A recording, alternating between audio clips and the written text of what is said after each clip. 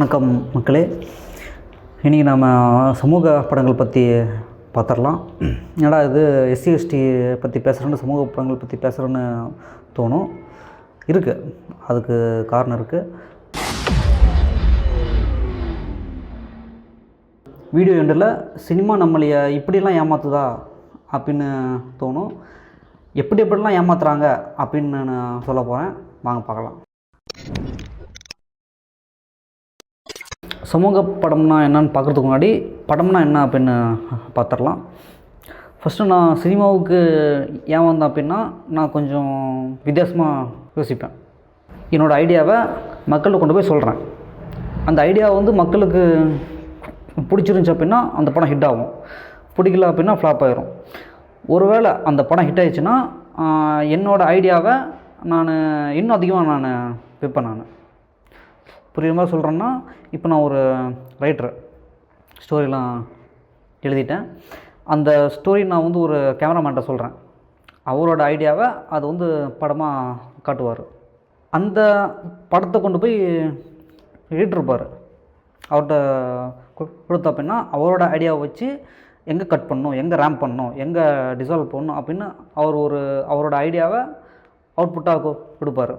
இந்த அவுட் எடுத்து கொண்டு போய் மியூசிக் டைரக்டருக்கு கொடுத்தோம் அப்படின்னா அவரோட ஐடியாவை வச்சு இந்த சீனுக்கு இந்த மாதிரி கம்போஸ் பண்ணலாம் அப்படின்னு கம்போஸ் பண்ணி கடைசியாக ஒரு ஃபிலிமாக ஒரு அவுட்டாக வரும். ஸோ படம் அப்படின்னா தன்னுடைய ஐடியாஸை விற்கிறது. இப்போ சமூக படம்னா என்ன அப்படின்னா, இந்த மாதிரி இந்த ஊரில் இந்த மாதிரி அக்கிரமம் நடக்குது, அரசாங்கம் இந்த மாதிரி தப்பு பண்ணுது அப்படின்னு எடுக்கிறது சமூக படம் இல்லையா. சமூகத்தில் பல விஷயங்கள் மக்களுக்கு தெரியாது, அது கடைக்கோடி மக்களுக்கு கொண்டு போய் சேர்க்கறது அது சமூக படம். தீண்டாமை வன்கொடுமை சட்டம் இருக்குது, அதை கொண்டு போய் எல்லா எஸ்சி எஸ்டிக்கிட்டையும் சேர்த்தாங்க அப்படின்னா அது ஒரு சமூக படம். ஆனால் இப்போ வர சமூக படங்கள் எல்லாமே சம்மந்தம் இல்லாமல் இருக்கும், லாஜிக் இல்லாமல் இருக்கும். சமூக படம்னு சொல்லிட்டு ஒரு 5-6 கேட்டகரி இருக்குது. அதில் ஜாதி வரும், இந்தியன் எக்கனாமி வரும், அப்புறம் கார்ப்பரேட் எதிர்ப்பு வரும், கம்யூனிசம் வரும், அப்புறம் ட்ரக் வரும். இப்போ சொல்கிறது எல்லாமே சினிமாவுக்கும் சினிமா எடுக்கிறவங்களுக்கும் சம்மந்தமே இருக்காது. சொல்கிறேன் உங்களுக்கு. ஜாதி படம், ஜாதி பற்றி நான் இன்னும் சொல்லிட்டேன், அது அழியாது. அது இல்லாமல் அது இந்தியாவில் மட்டும் இல்லை, உலகம் முழுக்க இருக்கக்கூடிய ஒரு விஷயந்தான். அதனால் அழியாத ஒரு விஷயத்த அழிக்கிற மாதிரி காட்டினா எப்படி இருக்கும்.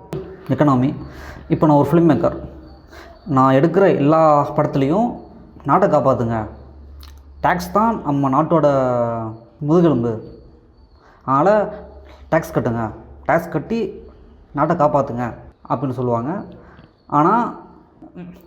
ஆனால் ரியாலிட்டியில் என்ன ஆகும்னா, கோடி கோடி நான் சம்பளம் வாங்கிட்டு எனக்கு இல்லை ஒரு ஆடிட்டர் வச்சு எப்படி டேக்ஸ் கம் பண்ணலாம் அப்படின்னு தான் பார்ப்பேன். அதாவது நாட்டை எப்படி ஏமாற்றலாம் அப்படின்னு தான் பார்ப்பேன். இதுதான் ரியாலிட்டி.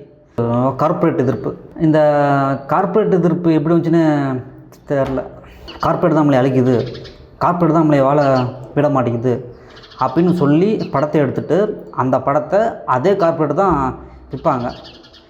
இது என்ன லாஜிக்னு எனக்கு புரியலை. ட்ரக்கு, இதை பற்றி நான் சொல்லி ஆகணும். நான் ஒரு ஆஃபீஸில் அசிஸ்டண்டாக இருந்தேன். அந்த ஒரு ஆஃபீஸ் இருக்கிற எல்லாருமே கஞ்சா, தம்மு, தண்ணி, புதுசாக ட்ரக்ஸ்லாம் அவங்க கண்டுபிடிப்பாங்க. அந்த மாதிரி கும்பல் அவங்க.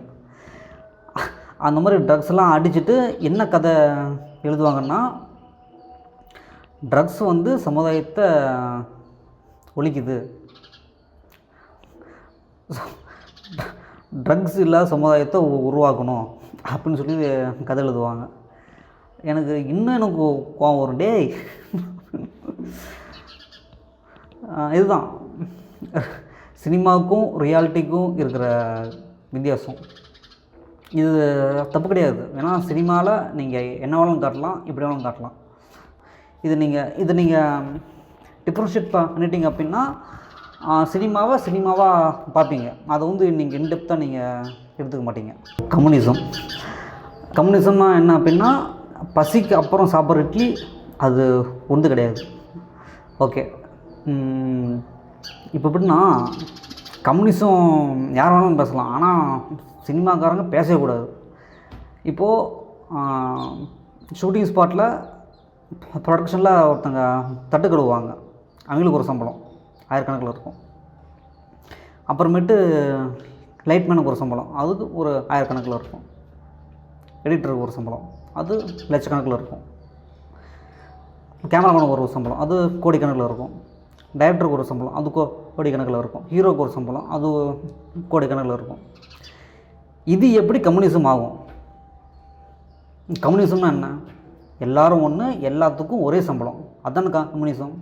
அதாவது தட்டு கழுவுறாங்கள்ல, அவங்க வாங்குகிற சம்பளத்தை ஹீரோவுக்கு நீங்கள் கொடுத்தீங்க அப்படின்னா அது கம்யூனிசம். அப்படி இல்லையா, ஹீரோ வாங்குகிற சம்பளத்தை தட்டுக்கிறவங்களுக்கு கொடுத்தீங்கன்னா அது கம்யூனிசம். இது கம்யூனிசமா? ரஞ்சித், மாரி செல்வராஜ், வெற்றிமாறன் இவங்க ஃபோட்டோ ஏன்டா போட்டா அப்படின்னு கேட்பீங்க. இப்போது காலா படத்தை ஒரு டைலாக் வரும். அதாவது அந்த பையன் வந்து அந்த இடத்த விட்டு போவார். அப்போ எங்கள் அப்பா சொல்லுவார், சரி விட்டு ஏன் போகிற, இங்கே இரு, மாற்று நினச்சா இங்கேருந்து மாற்று அப்படின்ட்டு டைலாக்லாம் சொல்லுவார். அதாவது அதுக்கு என்ன அர்த்தம்னா, நீங்கள் எல்லாருமே சேரிலே இருங்க, சேரி விட்டு போகாதீங்க, அதுதான் நம்ம அடையாளம் அப்படின்னு சொல்கிறாரு. ஓகே, இப்போ ரஞ்சித் எங்கே இருக்கிறார்? சேரியில் இருக்கார். அவர் நீட்டான அழகான ஒரு இடத்துல இருக்கார். அப்புறம் நீங்கள் கேட்டுறாதீங்க, நீ ஏன் சேரில் இல்லை அப்படின்னு கேட்டுறாதீங்க. அதெல்லாம் திரைக்கதைக்காக எழுதக்கூடிய வசனங்கள். அப்புறம் மாமன்னன் படத்தில் ஹீரோ வந்து பன்றி மேய்ப்பார். பண்ணி மேய்க்கிறது கேவலம் இல்லை, அசிங்கம் இல்லை அப்படிங்கிற மாதிரி சொல்லுவார். மாரி செல்வராஜ் நீ பண்ணி மேய்க்கிறியா அப்படின்னு கேட்டுறாதீங்க. அது திரைக்கதைக்காக எழுதக்கூடிய வசனங்கள், காட்சிகள், அவ்வளோதான். ரவுடிசம் பண்ணுறது தப்பு இல்லை அப்படின்னு வரும். ஆனால் அதை எடுத்த டைரக்டரு ரவுடியா அப்படின்னு கேட்டால் இல்லை. ரவுடித்தனம் பண்ணால் முட்டி தள்ளி ஜெயிலில் போட்டுருவாங்க. அதுதான் ரியாலிட்டி. அதாவது எப்பயோ ஆனதை இப்போ ஃபிலிமாக காட்டினா அது யாருக்கும் எந்த விஷயமும் இல்லை. இப்போ என்ன நாட்டில் தப்பு நடக்குது அது காட்டினா அது யூஸ்ஃபுல்லு. சூப்பர் ஸ்டார் அவர் படத்தில் மக்கள் எல்லாத்துக்குமே வாரி வழங்குவார், மக்களுக்காக சுற்றி எழுதி வைப்பார். ஆனால் ரியாலிட்டியில் அது சாத்தியம் கிடையாது. இது எல்லாமே நீங்கள் கேட்கலாம், சினிமாவில் ஒரு மாதிரியாக இருக்குது, ரியாலிட்டியில் ஒரு மாதிரி இருக்குது அப்படின்ட்டு. அவங்க சிம்பிளாக சொல்லிட்டு போயிடுவாங்க, சினிமாவை பாருங்கள் அப்படின்ட்டு போயிடுவாங்க. அதுதான் நானும் சொல்கிறேன், அது ஒரு சினிமா, அது ஒரு பிஸ்னஸ். சினிமா ஜெயிக்கிறதுக்காக நம்ம உணர்வை தூண்டுவாங்க, நம்ம உணர்வை தூண்டுறதுக்காக எழுதக்கூடிய வசனங்கள், அதை படமாக்கக்கூடிய காட்சிகள், அவ்வளோதான். சினிமாவை பார்த்துட்டு நம்மளை காப்பாற்ற ஒருத்தர் வந்துட்டார் அப்படின்னு உங்களுக்கு வந்து பொங்கும். உண்மை என்னன்னா, உங்களை நீங்கள் தான் காப்பாற்றிக்கணும், வேறு யாரும் காப்பாற்ற மாட்டாங்க. நன்றி. இதெல்லாம் ஏன் சொல்கிறேன்னா, நானும் ஃப்யூச்சரில் சமூக படம் எடுப்பேன். அதை பார்த்துட்டு நீ யோகியமாடா அப்படின்னு கேட்டுறாதீங்க. சினிமாவை பாருங்கள்.